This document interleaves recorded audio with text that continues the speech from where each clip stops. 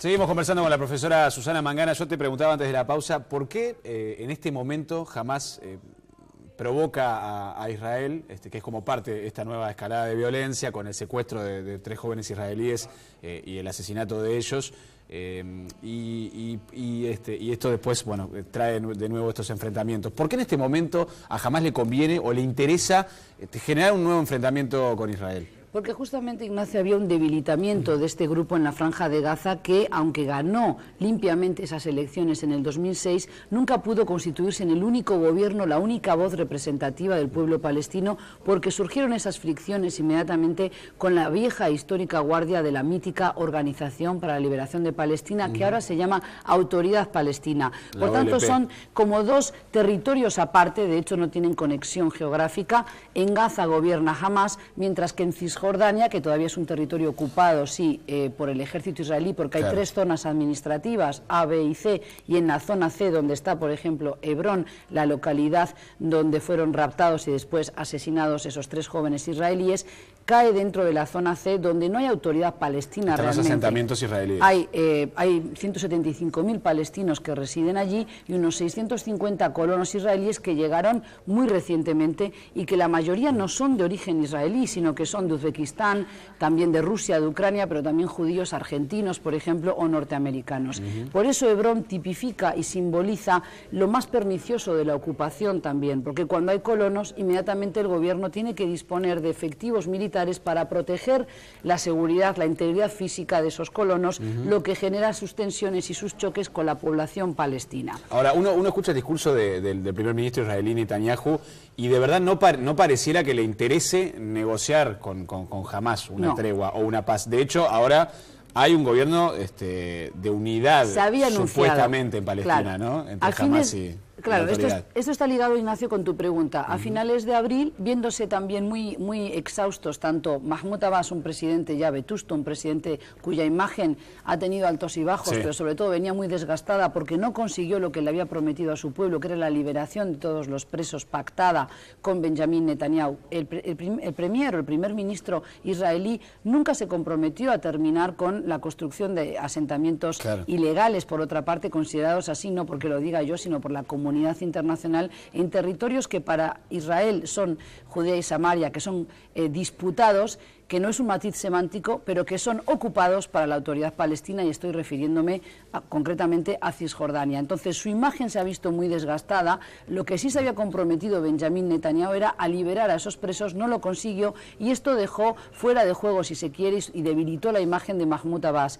Pero por otra parte, Hamás también estaba muy exhausto y además corto de víveres, corto de financiación, porque se le habían cerrado esos túneles con Egipto, tiene pésimas relaciones con el gobierno militar del general al-Sisi, que derrocó en un golpe de Estado al primer presidente civil Mubarak. Egipcio, Mohamed Morsi, que era perteneciente posterior a Mubarak, exactamente. Entonces es muy difícil también que Hamás tenga buena relación y que acepte, por ejemplo, una tregua pactada por el gobierno de Egipto, porque justamente ellos combaten a la hermandad musulmana en casa, en Egipto, luego combaten la misma ideología que defiende Hamás. Por eso no se entiende bien cómo Egipto está mediando. O quiere tomar de nuevo ese rol de mediador, ¿no? Pero es interesante y es un paso positivo. Tiene una doble intención. Exactamente, pero porque Egipto había perdido ya en las postrimerías del régimen de Mubarak, había perdido ese rol de jugador importante a nivel regional, que tiene una diplomacia robusta, longeva, y por tanto es interesante que vuelva a jugar en esa escena, pero claramente no le va a ser fácil recuperar el terreno perdido. Aparte, Egipto en su interna tampoco está muy calmo, que digamos. Egipto tiene una fractura social muy importante y tiene muchos problemas también para volver a poner en marcha una economía que se ha visto muy lastimada, muy castigada por la falta también de divisas, sobre todo provenientes del turismo, desde que en el 2011 estalló también la revolución en Egipto. Ahora bien, para terminar de redondear tu pregunta, ¿por qué Hamás provoca ahora, sabiendo qué reacción va a tener el ejército, el ejecutivo israelí? Porque de esta manera, sabiendo el poderío militar que tiene Israel, exactamente, ¿no? Y que no lo van a poder combatir. No lo pueden combatir, no le pueden ganar esa batalla, claramente que no, pero de esta manera se victimizan, y es por eso que después saldrán a pedir ayuda económica para reconstruir Gaza, pero también les dan un balón de oxígeno, le vuelven a a dar tiempo, gana tiempo para volver a reconstruirse, pero también para volver a instalarse en Gaza como los defensores del pueblo palestino y de la causa, y dejando muy mal parado a Mahmoud Abbas. Con lo cual, el anuncio de un gobierno de unidad ha quedado ahora seguramente totalmente anulado, aniquilado, pero esto también conviene a los halcones de Israel. Con lo cual, unos están colaborando con los otros porque de esta manera mantienen, insisto, el status quo. No se sientan a negociar nada.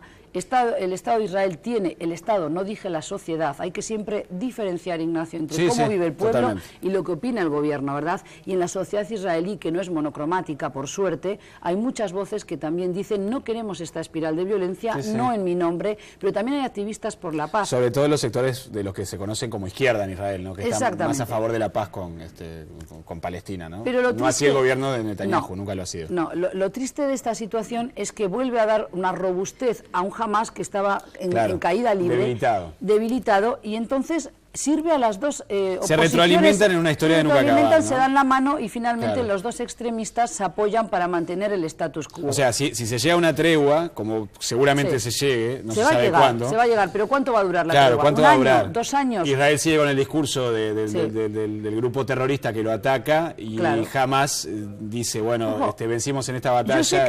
Yo sé que esto parece como muy rebuscado, como buscar la quinta pata al gato, y hay gente, sobre todo el colectivo judío que vive aquí en Uruguay, que no va a entender esta posición, que no la avala.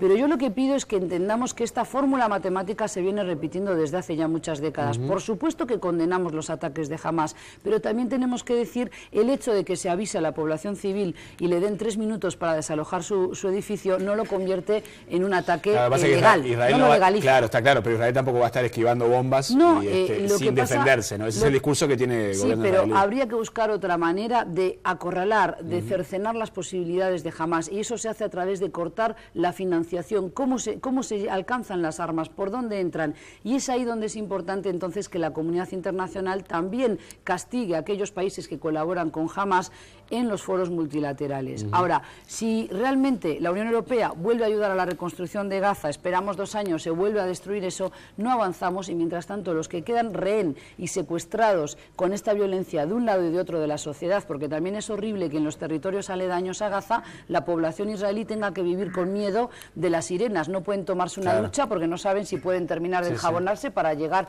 a un refugio seguro. Eso totalmente lo entendemos, pero también hay que entender que no hay que darle más alas a los extremistas si en realidad queremos combatirlos. Susana, brevemente, pues se me terminó el tiempo, vos estás y dejando de lado el conflicto entre Israel y Hamas, vos estás asesorando también como referente cultural del gobierno uruguayo en el recibimiento de los refugiados sirios que están en campamentos de refugiados en el Líbano. ¿Cómo viene esta etapa previa, digamos, a que llegue, ¿no? Porque se planea en septiembre que estén arribando. El coordinador para este proyecto, que es el doctor Miranda, ya lo ha dicho por activa y por pasiva, ha estado en todos los medios. Esto viene bien, se prevé que vengan a finales de septiembre, como ya se ha anunciado, pero además yo creo que es una iniciativa del gobierno uruguayo que, amén de haber sido cuestionada aquí en casa, puede ser un puntapié inicial para que otros países en América Latina también tomen ejemplo y puedan tender la mano a un país y a un pueblo que está muy castigado. Siempre hay que dividir y diferenciar entre los gobiernos y las sociedades. Y tenemos ya 3 años y medio largos de guerra civil con un desgaste para la población que sigue huyendo cada vez que puede y se le abre la vía de salida. Van al Líbano, van a Turquía o van a, por ejemplo, Jordania, que ha recibido a millones de refugiados. Si nosotros traemos a 120, 150, claramente no podemos resolver el problema, Ignacio, pero estamos dándole ánimo y estamos dándole posibilidades a familias que pueden rehacer su vida, por lo menos en un contexto de paz que no es poco en estos días. Perfecto. Profesora, gracias como siempre por conversar con nosotros. Nos vemos pronto. Gracias, hasta pronto.